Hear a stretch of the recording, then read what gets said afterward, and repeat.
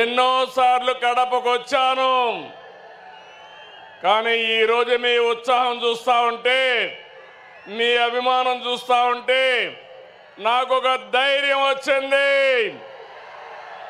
కొండనైనా ఢీ కొట్టి మీకు న్యాయం చేస్తానని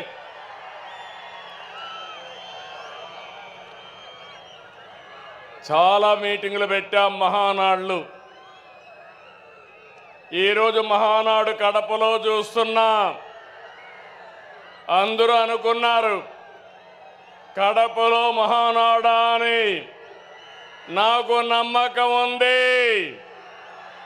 కడప తెలుగుదేశం పార్టీ అడ్డా, అది నిరూపించడానికే ఇక్కడ పెట్టాం. అవునా కాదా తమ్ముళ్ళు మిమ్మల్ని అడుగుతున్నా. అవును అంటే గట్టిగా చెప్పండి, చప్పట్లు కొట్టండి, హర్షాన్ని తెలియజేయండి. రెండు చేతులు పైకెత్తి ఆమోదాన్ని తెలియజేయమని కోరుతున్నా.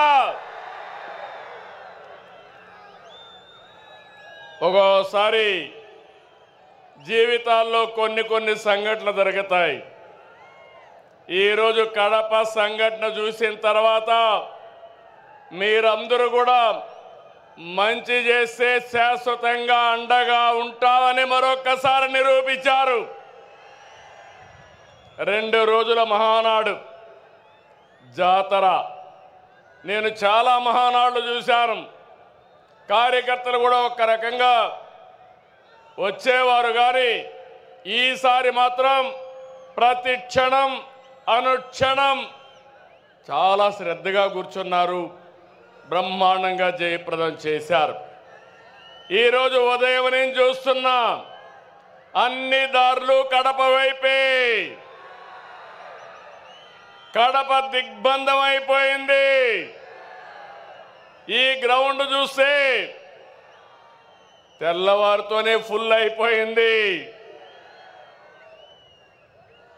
ఈరోజు ఎప్పుడు కూడా మన మీటింగులు టైం కంటే ఒక అర్ధ గంట ఆలస్యంగా జరిగేది, కానీ ఈసారి మాత్రం టైం కంటే 3 గంటల ముందే మన మీటింగ్ ప్రారంభమైంది. ఏం తమ్ముళ్ళు, మీ రుణం తీర్చుకోవాలి.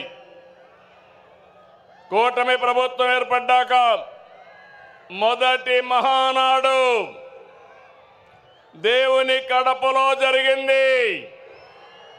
రెస్పాన్స్ అదిరింది, సూపర్ హిట్ అయింది. ఇక్కడ ఒక విషయం మీకు చెప్పాలి. గత ఏడాది 2వ తేదీ ప్రజాగళం ఎన్నికల సభలో కడపకొచ్చాను. ఆ రోజు ఒక మాట చెప్పాను, కడప రాజకీయం మారుతోంది, కడప గడపలో మార్పు స్పష్టంగా కనిపిస్తుందని ఆ రోజు చెప్పాను. అది మీరు చూస్తే అహంకారంతో విర్రవీగే వారికి ఎన్నికల్లో కడప జిల్లా ప్రజలు అద్భుత చైతన్యంతో తీర్పు చెప్పారు. ఈ ఎన్నికల్లో ఒక కడపే కాదు, రాష్ట్రం ప్రతి ప్రాంతం అద్భుతమైన విజయాన్ని సాధించాం. ఉమ్మడి కడపలో 10కి 7 గెలిచాం. తమ్ముళ్ళు, ఇప్పుడు నుంచి కష్టపడితే 2029లో 10కి 10 సిద్ధమా అని అడుగుతున్నా. మిమ్మల్ని సిద్ధమా తమ్ముళ్ళు అని అడుగుతున్నా. ఆడబిడ్డలు సిద్ధమా అని అడుగుతున్నా.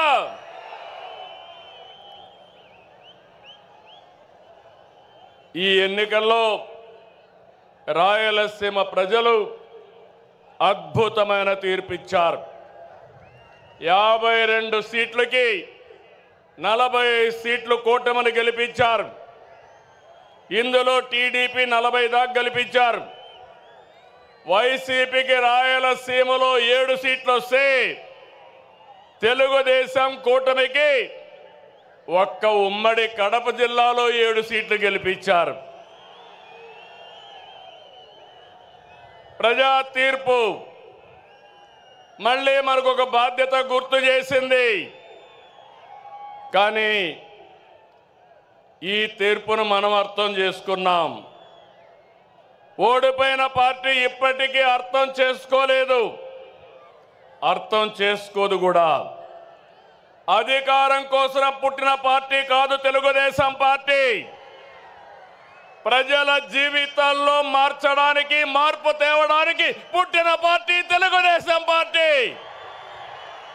అవునా కాదా అని మిమ్మల్ని అడుగుతున్నా. అవునంటే గట్టిగా చెప్పండి, చప్పట్లు కొట్టి. నా సుదీర్ఘమైన రాజకీయ జీవితంలో నేను చూశాను, ఎప్పుడు కూడా ప్రజలంతా కూడా అభివృద్ధిని, సంక్షేమాన్ని కోరుకుంటారు. ఇంకో పక్క పార్టీ ఎలా ఉండాలో, పాలన ఎలా ఉండాలో చెప్పడంలో తెలుగుదేశం పార్టీ ప్రస్థానం ఒక కేస్ స్టడీ. పాలకులు ఎలా ఉండకూడదు, పార్టీ ఎలా నలపకూడదు ప్రపంచంలోనే ఒక కేస్ స్టడీ వైఎస్ఆర్ పార్టీ అని చెప్పి కూడా నేను మీకు తెలియజేస్తున్నా. తెలుగుదేశం పార్టీ ప్రజా ఉద్యమాలు, పోరాటాలు, ఎన్నికలు, గెలుపులు కొత్త కాదని చెప్పి నేను మీకు తెలియజేస్తున్నా. గత ప్రభుత్వంలో 5 సంవత్సరాలు మనం పోరాటాలు చేశాం. హింసా రాజకీయాలు, హత్యలు, కేసులు, అవమానాలు, అవహేళనలు, బూతులు, అణిచివేత అన్నీ ఎదుర్కొన్నారు మా తమ్ముళ్ళు, మా ఆడబిడ్డలు. మీరే నా బలం, బలగమని మరొకసారి గుర్తు చేస్తున్నా. మొన్నటి విజయం వెనుక కార్యకర్తల పోరాటం ఉంది, మీ త్యాగం ఉంది, మీ కష్టం ఉంది. విధ్వంస రాష్ట్రాన్ని పునర్నిర్మిస్తామని మన మిత్రుడు జనసేన అధినేత పవన్ కళ్యాణ్ గారు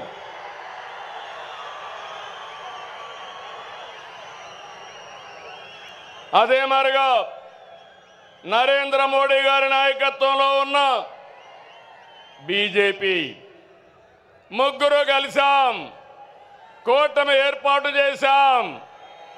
తమ్ముళ్ళు, అది చేస్తే దాని ప్రభావం అంతా ఇంత కాదని మరొకసారి విజ్ఞప్తి చేస్తున్నా. 94% స్ట్రైక్ రేట్, 57% ఓట్ షేరు, అదిరిపోయే మెజారిటీలు. ఒకప్పుడు ఎన్నికల అసెంబ్లీ అంటే 10,000, 15,000 మెజారిటీ వచ్చేది. మొన్న ఎన్నికల్లో కొత్త వాళ్ళకి సీట్లు ఇచ్చిన 83 మందికి 30,000 మెజారిటీలు వచ్చాయి. 30 మందికి 50,000 మెజారిటీ వచ్చింది. 10 మందికి 70,000 వచ్చింది. ముగ్గురికి 90,000 పైన మెజారిటీ వచ్చిందంటే ఇక్కడే గాజువాక ఎమ్మెల్యే పల్లా శ్రీనివాస్ ఉన్నాడు. 94,000 మెజారిటీ, అత్యంత మెజారిటీ. అదే మరి భీమనిపట్నంలో గంటా శ్రీనివాసరావుకి అదే మెజారిటీ వచ్చింది. మంగళగిరిలో తెలుగుదేశం పార్టీ యువగళం నాయకుడు నారా లోకేష్కి 92,000 మెజారిటీ వచ్చింది. వైనాట్లు, గొడ్డలి పోట్లు అనేది మన రాజకీయం కానే కాదు. ప్రజలిచ్చిన అధికారాన్ని బాధ్యతలా భావించి ప్రతి క్షణం కష్టపడి